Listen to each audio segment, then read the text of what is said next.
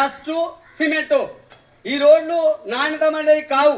నేను ఏఈ గారికి ఫోన్ చేసిన, అయ్యా మా గ్రామంలో సీసీ రోడ్లు శాంక్షన్ అయినట్టున్నాయి, మరి ఎట్లా మీ పద్ధతి ఏమది, మీ రూల్స్ ఏంటి, ఒకసారి వచ్చి ఊళ్ళో చూసిరా అంటే 10 సార్లు వచ్చినాను.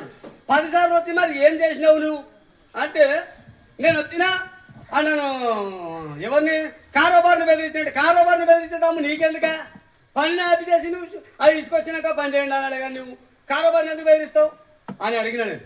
అంటే సరే నేను వస్తాను, ఇప్పుడు చేసినా ఏమైనా వస్తున్నావా, మరి అందరు అధికారులు ఉండాలి కదా అంటే నేను దవాఖానకు వస్తున్నానే అంటున్నాను. అది ఏదో నీవు వచ్చి చూసి అది చేయాలంటే ఆ ఎంక్వైరీకి అప్పుడు కూడా నేను వస్తేనే మీరు ఉండాలి అంటున్నాను. దయచేసి అవి ఉండాలి.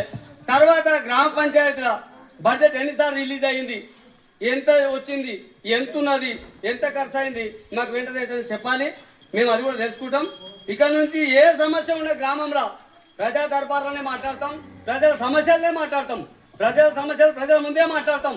ఎంత బడ్జెట్ ఉంది, ఎంత బడ్జెట్ ఖర్చు అయింది, పాత ఎన్ని ఉన్నాయి, పాత ఎన్ని ఖర్చు అయినాయి, పాత ఎన్ని ఇవ్వాలి, పాత ప్రజలు ఎన్ని ఉన్నాయి, పాత ప్రజల దగ్గర ఎన్ని ఉన్నాయి, ప్రజలు పనిచేసిన ఎన్ని ఉన్నాయి, అవన్నీ టోటల్ కూడా బయటికి రావాలి. మేము అదే చెప్తున్నాం. ఎందుకంటే ఇప్పుడు పాత చాలా మందికి బిల్లు లేవలేవు, పంచాయతీ సర్పంచ్ పనిచేసినవి లేవలేవు, అది కరెక్టే. పాతవి ఉన్నాయి డబ్బులు కూడా మాకు కావాలి, అది కూడా అడుగుతాం. ఆ విషయంలో పాత ఎన్ని ఉన్నాయో టోటల్ ఆ డబ్బులు కావాలి మాకు. ఆ డబ్బులు లిస్ట్ అయిన తర్వాత మా డబ్బులు కూడా అడుగుతాం మేము.